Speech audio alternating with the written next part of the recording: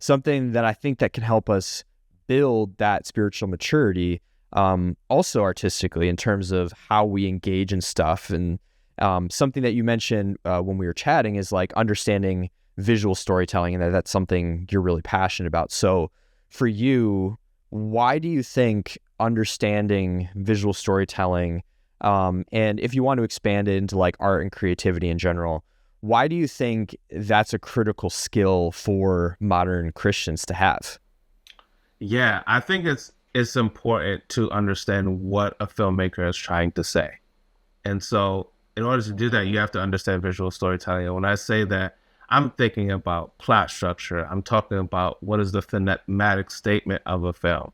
And so I've been fortunate enough to like go to film school, so like I can break films down and understand that. And that's part of what I'm trying to do with my YouTube channel is, you know, educate audiences on how to break down a film, and understand the different intricacies of like what an opening image is, what the theme of the movie is. Like a lot of times people don't understand this, but the entire essence of the film, 9 times out of 10, is mentioned in the first 15 minutes.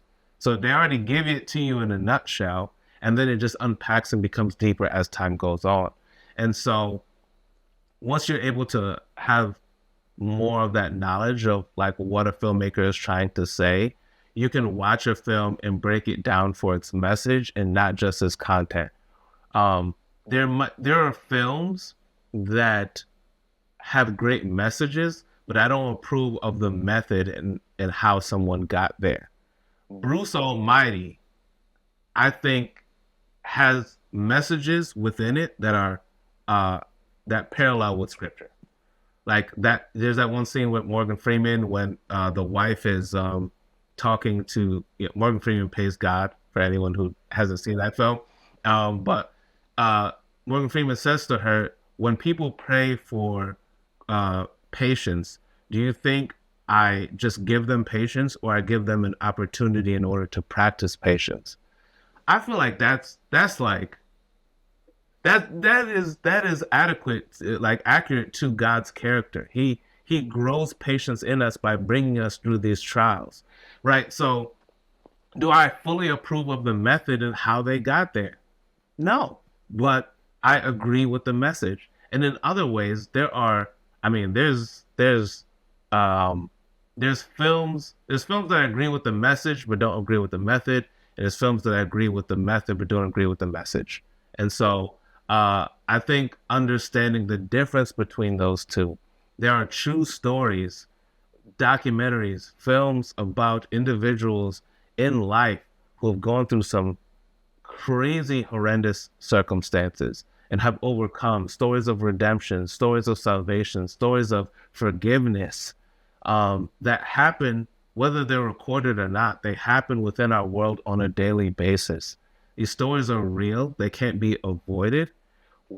How a filmmaker chooses to articulate that story, I may not always agree with, but the message from that film, I think is important that a Christian understands to articulate and be able to see if they resonate with that or not. So adding into all that, so Yeah. what would be maybe like 3 skills that you would challenge, your average modern church audience to practice to build that ability to dig out the messages of the stuff that they're watching, even if at the end of the day they disagree with the message that is in the film? Yeah, man. Oh, that's so awesome. Okay. First of all, if you don't mind, I'm gonna do a shameless plug. Okay. My YouTube channel is my name, Rafiq Jordan. You can find it obviously on YouTube. You can find me on Instagram at Rafiq.Jordan. This is the stuff that I'm trying to share more openly about understanding films and breaking them down. And so I'm definitely going to be doing more videos about this in the future. And there's some videos that I've done already that can give you guys a lot of insight on this. One thing I would say for Christians who are watching films to understand is opening image. So opening image is usually within the first 5 minutes of a film. It can typically be one solid image shot or a sequence of shots that communicates a specific idea that we're going to tease out throughout a film. And typically you can understand what an open image is based on the final image, which is usually the last shot of the film, which typically is the complete opposite. So it shows you the full character arc of where that character has gone. If you've ever seen the film Antoine Fisher, old movie several years ago about a young man who, I believe he was in the Navy. He has a serious issue with anger. He grew up without his family, and his desire is to return to reunite with his family again. And so in the opening image, if I remember this film correctly, he has this dream of him sitting around the table with his family members. And then he kind of man, I hope I don't butcher this film. But essentially, when we actually meet Antoine in the present day, he doesn't have any family, he doesn't have any friends, and this causes a lot of issues because he's kind of isolated. He won't let anybody in.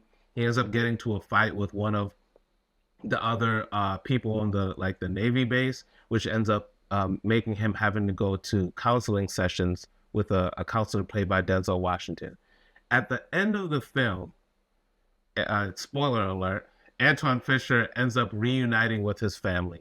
He finds his mom, who he hasn't seen in years, and the last image is him sitting around a table with his actual family. So this is something that I'd want Christians to train themselves in understanding. When you see that opening image to final image, usually there is one key idea that helped them get there. How did this young man who has no family finally get to a place of having family by the end of the film? And if I remember that film correctly, it's kind of centered on this idea of forgiveness. Him learning to forgive his family members, forgive himself, and healing from the trauma from his past allowed him to get to this place that he desired to be. So that'd be one trick. Understanding opening image and final image. Two, I'd probably say understanding character flaws. When you're watching a character, what is the thing that is keeping them from achieving what it is they want to achieve? I'll probably just start with two because I already feel like I'm getting too deep here, but yeah. So that's one of our passions too, is, thinking about when you look at scripture, there's so many, scripture literally does the same thing that a movie does, right? Like you were saying, this idea of the first image and the last image. So if we take the Bible, if we look at Genesis, this is the first image. We're supposed to be in community with God. Something wrecks it, someone wrecks it. And then the last image is we're in community with God, and the person that wrecked it is gone. So how do I ask this? With your journey in the faith, something that I think is really cool about living in our modern age is we have so many tools. I was literally just watching the Bible Project Eating Breakfast, right? And they're explaining the idea of redemption, and it's this word about purchase, and it's mind-blowing stuff about what actually is going on with this idea of redemption and that word. But I also think that there are other ways that we've turned the Bible into a Da Vinci Code puzzle to solve versus a story with these nodes, right? Where, Daniel talking about the Son of Man who's going to come and get rid of all these terrible creatures who are ruling and stuff like that. And you're like, well, that's obviously Jesus. Or Isaiah talking about a similar thing with, the man familiar with sorrow and suffering. And instead of being let's look for the secret thing that's going to be coming, that's going to be the Antichrist, the secret thing that's going to be whatever.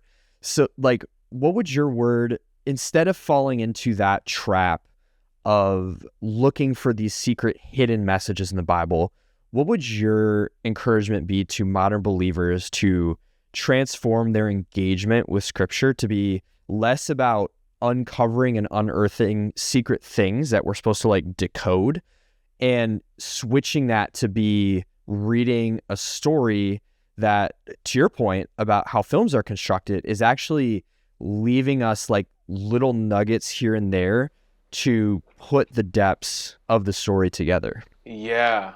Um, so to speak to what you're saying, so I kind of feel like you were touching on the idea of prophecy and like that kind of aspect. Um, I'm an individual that believes like prophecy is very important. I think everybody should take the time to study and understand it. I also feel like there can be a, a fascination with it that is unhealthy. That you're so focused on the world ending or all those secret codes that you kind of like talked about that you're no longer just spending time with Jesus. And I think that's that's the crucial thing, right? Like our salvation isn't dependent on our knowledge of prophecy or our knowledge in decoding all the different secrets of the Bible. It's rested on Christ's redemption, his death and resurrection, and him covering us with his blood and his merit, and having that saving relationship with him. And so I feel like um, one, every time we dive into scripture, and this is something that I'm trying to do a lot more often. I have the habit, and I'm sure there's other people out there who have the habit too, to read scripture and see ourselves, and like immediately just be like, "Oh yeah, that's me," or this and that. But it's not about you. It's not about you. Scripture is about Jesus, and so I there's almost has to be a training of reading the word and looking for Christ in every scenario, looking for his goodness, looking for his love, his peace, his compassion, looking for the different attributes of Christ within the stories that the Bible is sharing. And so I would probably say like fall in love with finding Jesus first in scripture, and then on top of that, you can dive deeper to understand all the different intricacies of the Bible. But the love comes first.